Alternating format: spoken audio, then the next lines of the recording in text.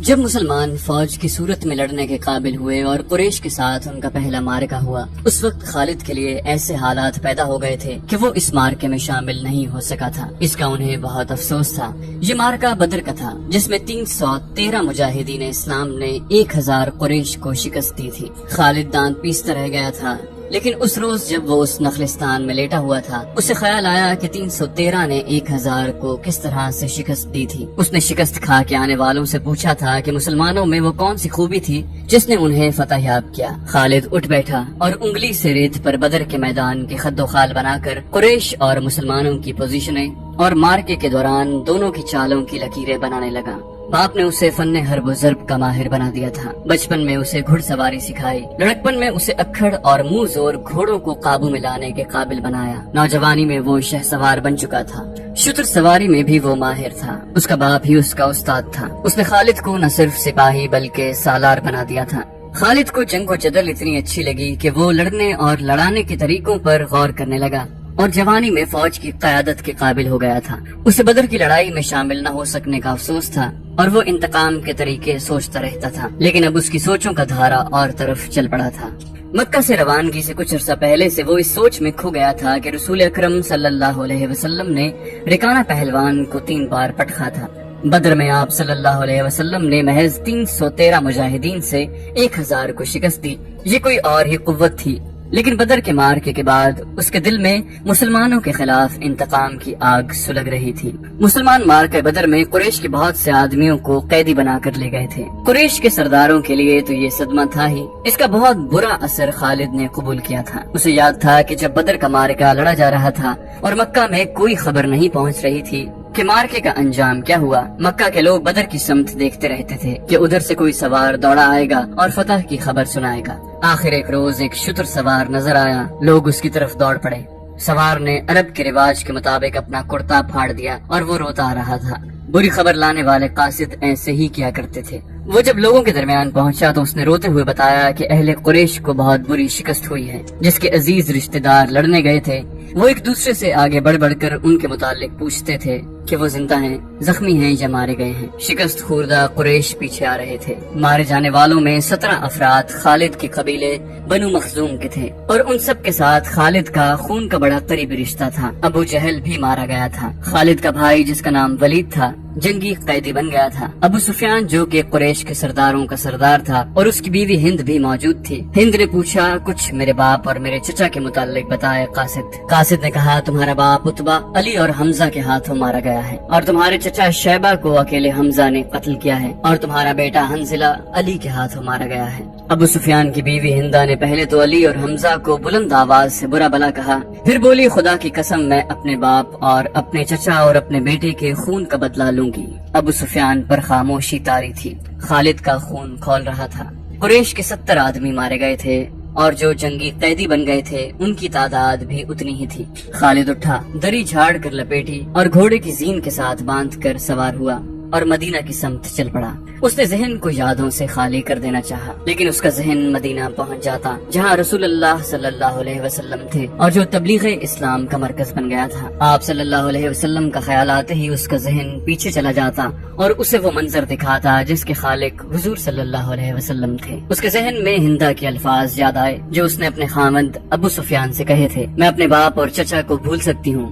ہند نے کہا تھا کیا میں اپنے لخت جگر حنزلہ کو بھی بھول جاؤں؟ ماں اپنے بیٹے کو کیسے بھول سکتی ہے؟ خدا کی قسم میں محمد کو اپنے بیٹے کا خون معاف نہیں کروں گی۔ یہ لڑائی محمد نے کرائی ہے، میں حمزہ اور علی کو نہیں بخشوں گی۔ وہ میرے باپ، میرے چچا اور میرے بیٹے کے قاتل ہیں۔ میرے خون کو صرف میرے بیٹے کا قتل گرما رہا ہے۔ ابو سفیان نے کہا تھا مجھ پر اپنے بیٹے کے خون کا انتقام فرض ہو گیا ہے۔ میں سب سے پہلے یہ کام کروں گا کہ محمد کے خلاف زبردست فوج تیار کر کے اسے آئندہ لڑنے کے قابل نہیں چھوڑوں گا۔ مشہور مورخ اور واقع نگار واقدی لکھتا ہے کہ اگلے ہی روز ابو سفیان نے تمام سرداروں کو بلایا۔ ان میں زیادہ تعداد ان سرداروں کی تھی جو کسی نہ کسی وجہ سے جنگ بدر میں شریک نہیں ہو سکے تھے اور ان میں سے ہر ایک کا کوئی نہ کوئی عزیز اس جنگ میں مارا گیا تھا۔ سب انتقام کا ارادہ لے کر اکٹھے ہوئے۔ کیا مجھے زیادہ باتیں کرنے کی ضرورت ہے؟ ابو سفیان نے کہا، میرا اپنا جوان بیٹا مارا گیا ہے، اگر میں انتقام نہیں لیتا تو مجھے جینے کا کوئی حق نہیں۔ سب ایک ہی بار بولنے لگے۔ وہ اس پر متفق تھے کہ مسلمانوں سے بدر کی شکست کا انتقام لیا جائے، لیکن آپ میں سے کوئی بھی اپنے گھر میں نہ بیٹھا رہے۔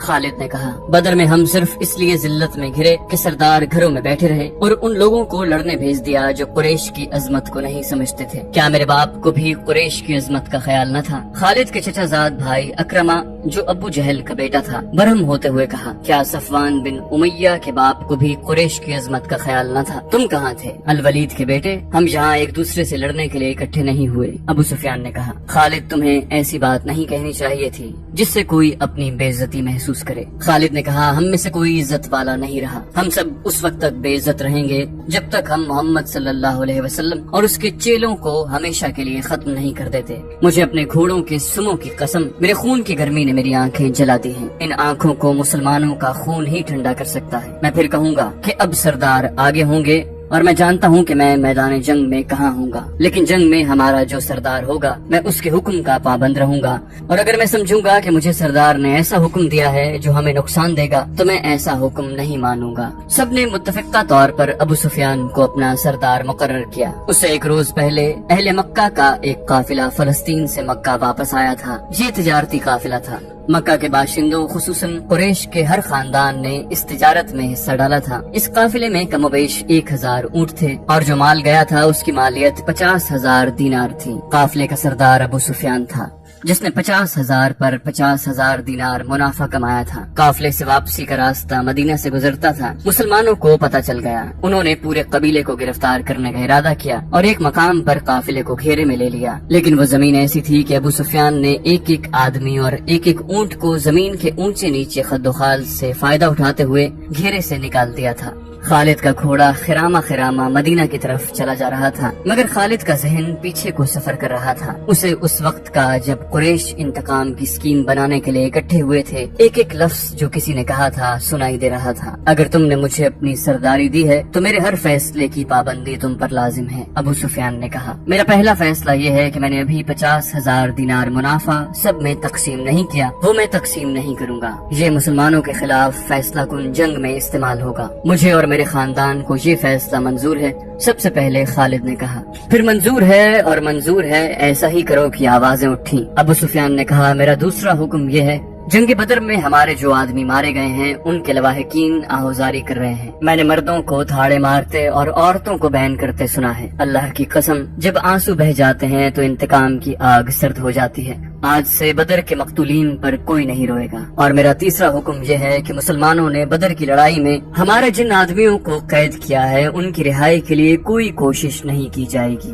تم جانتے ہو کہ مسلمانوں نے قیدیوں کی رہائی کے لیے ان کے درجے مقرر کر دیے ہیں اور ان کا فدیہ 1000 سے 40 درہم مقرر کیا ہے۔ ہم مسلمانوں کو 1 درہم بھی نہیں دیں گے، یہ رقم ہمارے ہی خلاف استعمال ہوگی۔ خالد کو گھوڑے کی پیٹھ پر بیٹھے اور مدینہ کی طرف جاتے ہوئے جب وہ لمحے یاد آ رہے تھے تو اس کی مٹھیاں بند ہو گئیں، غصے کی لہر اس کے سارے وجود میں بھر گئی۔ وہ وقت بہت پیچھے رہ گیا تھا لیکن اب بھی اس کے اندر غصہ بیدار ہو گیا تھا۔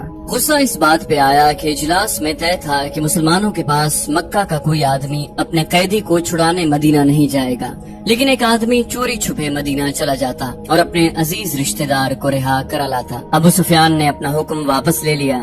خالد کا اپنا ایک بھائی جس کا نام ولید تھا مسلمانوں کے پاس جنگی قیدی تھا۔ اگر اس وقت تک قریش اپنے بہت سے قیدی رہا نہ کرا لائے ہوتے تو خالد اپنے بھائی کی رہائی کے لیے کبھی نہ جاتا۔ اسے اپنے بھائیوں نے مجبور کیا تھا کہ ولید کی رہائی کے لیے جائے۔ خالد کو یاد آ رہا تھا کہ وہ اپنے وقار کو ٹھیس پہنچانے پر آمادہ نہیں ہو رہا تھا، لیکن اسے خیال آیا تھا، خیال یہ تھا کہ رسول کریم صلی اللہ علیہ وسلم بھی اسی کے قبیلے کے تھے اور آپ صلی اللہ علیہ وسلم کے پیروکار یعنی جو مسلمان ہو گئے تھے وہ بھی قریش اور اہل مکہ سے تھے۔ وہ آسمان سے تو نہیں اترے تھے، وہ اتنے جرری اور دلیر تو نہیں تھے کہ 313 کی تعداد میں 1000 کو شکست دے سکتے۔ اب ان میں کیسی قوت آ گئی ہے کہ وہ ہمیں نیچا دکھا کر ہمارے آدمیوں کی قیمتیں مقرر کر رہے ہیں۔ خالد نے سوچا انہیں ایک نظر دیکھوں گا، محمد صلی اللہ علیہ وسلم کو غور سے دیکھوں گا، اور وہ اپنے بھائی حشام کو ساتھ لے کر مدینہ چلا گیا تھا۔ اس نے اپنے ساتھ 4000 درہم باندھ لیے تھے۔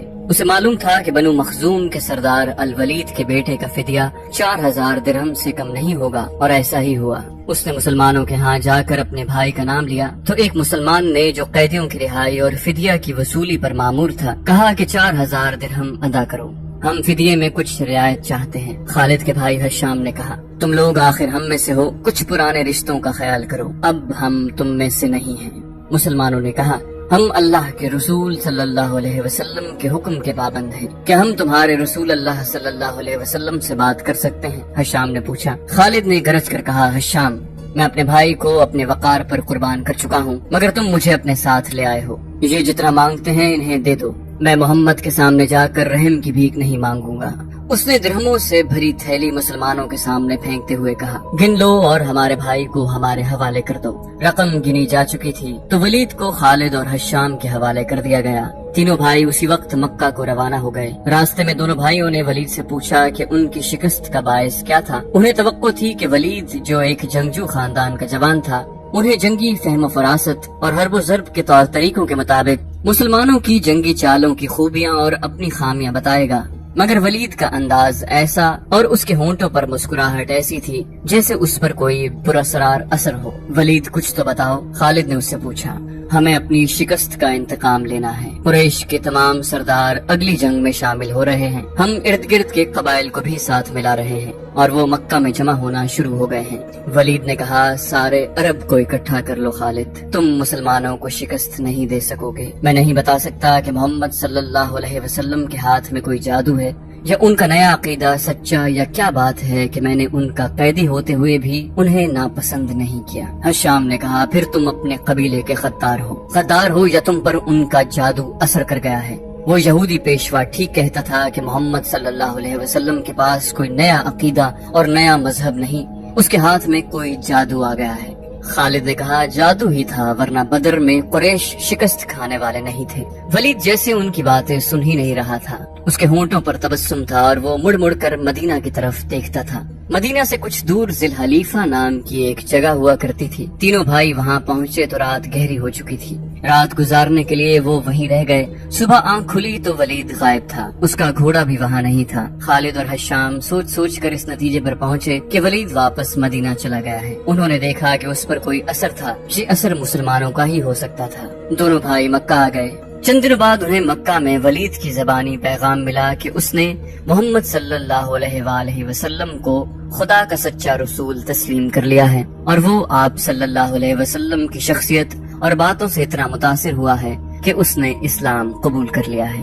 مورخین لکھتے ہیں کہ ولید بن الولید رسول اکرم صلی اللہ علیہ وسلم کے منظور نظر رہے، اور انہوں نے مذہب میں بھی اور کفار کے ساتھ مارکہ آرائی میں بھی نام پیدا کیا۔ خالد کو اس وقت بہت غصہ آیا تھا کہ ایک تو اس کا بھائی گیا، دوسرے 4000 درہم بھی گئے۔ چونکہ قریش اور مسلمانوں کے درمیان خونی دشمنی پیدا ہو چکی تھی، اس لیے مسلمانوں نے یہ رقم واپس نہ کی۔ رقم واپس نہ کرنے کی دوسری وجہ یہ تھی کہ ولید نے رسول کریم صلی اللہ علیہ وسلم کو بتا دیا تھا کہ قریش مسلمانوں کے خلاف فیصلہ کن جنگ کی تیاری کر رہے ہیں، اور اس کے لیے بے انداز درہم اور دینار اکٹھے کیے جا چکے ہیں۔ خالد مدینہ کی طرف چلا جا رہا تھا، اسے افق سے ایک کوہان سی ابھری ہوئی نظر آنے لگی۔